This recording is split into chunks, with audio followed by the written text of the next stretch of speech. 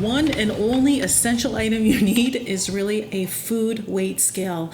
Everything is linked in the description for you. This is the basic one that we have had for a long time. Just make sure that prior to your fast, you are turning it on and making sure that it works.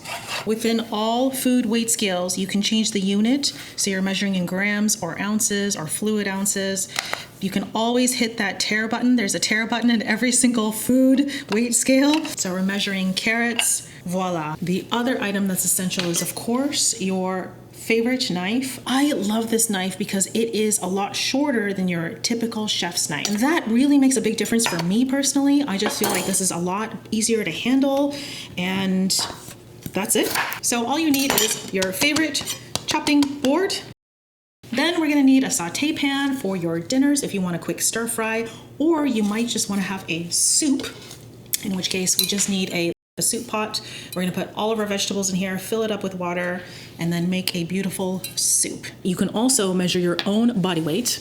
So that one is one that is really popular. It's from a company called Renfo, and what I love is it specifically measures our visceral fat, the fat that surrounds our organs and the fat that we want to get down, as well as your subcutaneous fat and your metabolic age. Now, this isn't an exact measurement of those things because it's just a home scale, but it is a really good baseline to just start with. It comes with a free app. It's really helpful. There's a space where you can include notes in it. This is not a must-have at all, but just if you're curious like me, if you want to measure your ketones, you can get a ketone meter reader thingamabob. There are plenty on the market. Just look on Amazon, and this one, of course, is also included in the description. This comes with your meter reader. It comes with some test strips. It also comes with this little guy. If you do measure your ketones, we start measuring our ketones on days 2 or 3 in the morning, about an hour after waking up, and before we've eaten or drank anything other than water. All right, and that is it. That's all we need for tools in order to do a DIY fasting mimicking diet at home.